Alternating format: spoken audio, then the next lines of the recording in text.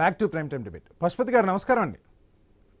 నమస్తే అండి. ఒకటి కాదు రెండు కాదు ఏకంగా 13,000 కోట్ల బిల్లుల్నే డిలీట్ చేశారని చెప్పి ఏఐ ద్వారా బయటపడిన విషయం. సో ఏంటి అసలు ఈ స్కామ్ని ఎలా చూస్తూ ఉన్నారు? 70,000 కోట్లకు పైగా స్కామ్ చేశారు.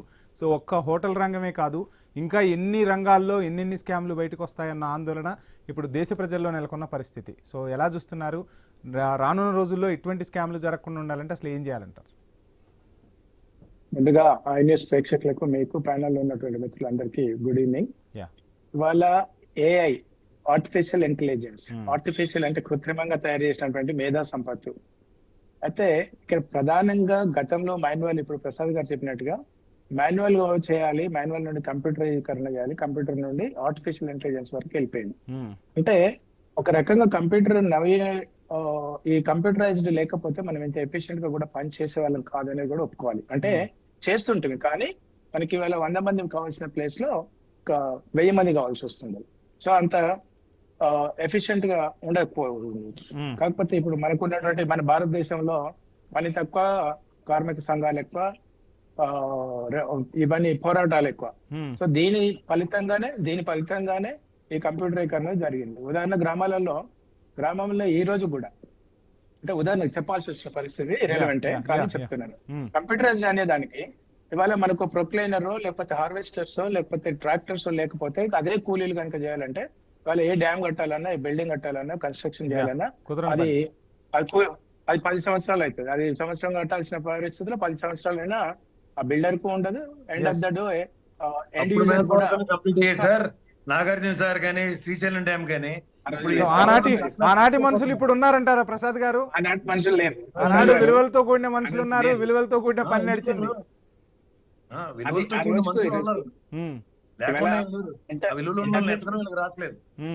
ఇప్పుడు ఆ రోజులో ఇంటర్నెట్ లేకుండా కూడా బతకగలిగాం. ఓకే, మనం టీవీ లేకుండా కూడా బతకగలిగాం. ఇవాళ టీవీ లేకుండానో మొబైల్ లేకుండానో బతకలేము. సో టెక్నాలజీ పెరిగిన దానికి చెప్తున్నారు. అయితే ఇప్పుడు ప్రసాద్ గారు ఒక మాట అన్నారు, ఒక తెలివి కల్లోడికి ఇంకో తెలివి కల్లోడు తెలదన్న దొరుకుతుంది. Yes, it is 100%. ప్రభుత్వాలు ఎటువంటి సాఫ్ట్వేర్ పెట్టినా, ఎటువంటి స్పై పెట్టినా, ఎటువంటి విజిలెన్స్ పెట్టినా, ఆ విజిలెన్స్ లో ఉన్నటువంటి లోపాలు కానీ, ఆ విజిలెన్స్ కి ఇంకే విధమైనటువంటి సూపర్ విజిలెన్స్ ని వీళ్ళు తయారు చేస్తారు. యూజర్ అంటే ఎవరు? ఈ వ్యాపారస్తులు. ఎవరైతే ఒక సాఫ్ట్వేర్ తయారు చేస్తే దీన్ని ఎలా తాళాలి, దీన్ని ఎలా జిమ్మెక్కలు చేయాలి, దీన్ని ట్యాక్స్ ఎలా ఎగ్గొట్టాలి. ఇవాళ ఈ భారతదేశంలో ఉన్నటువంటి 140 కోట్ల జనాభాలో ఇవాళ ఎంత శాతం మంది ట్యాక్స్ పేయర్స్ ఉన్నారో మనందరికి తెలుసు. అంటే ఈ ట్యాక్స్ పేయర్స్ కనుక ప్రాపర్ గా కనుక చేస్తే, బాధ్యతాయుతమైనటువంటి ఆలోచన విధానంతో ఉంటే, ఇవాళ చార్టెడ్ అకౌంటెంట్స్ ఉన్నారు. చార్టెడ్ అకౌంటెంట్ దగ్గరికి నేను ఒక ఇండస్ట్రియలిస్ట్ అనుకోండి, చార్టెడ్ అకౌంటెంట్ ఒక సవ్యమైనటువంటి మార్గంలో ఆలోచించను. బాబు నా దగ్గర ఉంటుంది, ఇంత వచ్చింది, ఏ విధంగా నేను ట్యాక్స్ ఎగ్గొట్టుతానో దానికి ఉపయోగపడుతున్నాడు వాళ్ళ చార్టెడ్ అకౌంటెంట్. అందరూ అలానే ఉన్నారంటారా? అందరూ సమాజంలో. ప్రసాద్ గారు మీ సబ్మిషన్. ప్రసాద్ గారు ఏంటి మీ సబ్మిషన్?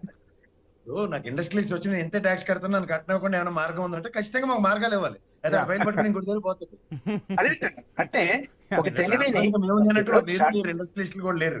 రైట్. ఇప్పుడు ఆయన లేదు అనుకోండి, ఆయన ఆ సూచన కనుక చెప్పలేదు అనుకోండి, చార్టెడ్ అకౌంటెంట్ ఇండస్ట్రియలిస్ట్ మార్చేసుకుంటాడు. అంటే నువ్వు నాకు సహకరిస్తలేవు, నువ్వు ఒక సిన్సియర్ చార్టెడ్ అకౌంటెంట్, నీ వల్ల నేను 10 కోట్లు నేను గవర్నమెంట్ కు ట్యాక్స్ కట్టాలి. సిన్సియర్ అనే ముద్రేస్తే పర్లేదు, అసలు పనికిరాలనే ముద్ర వేస్తారు కదా. సిన్సియర్ అని వేస్తే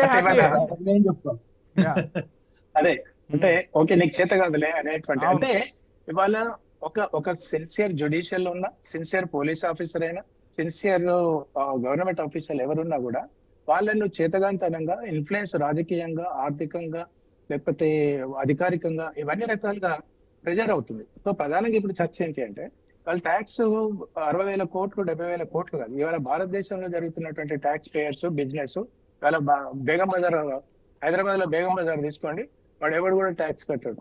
90 శాతం రామ్దేవ్ బాబా గారు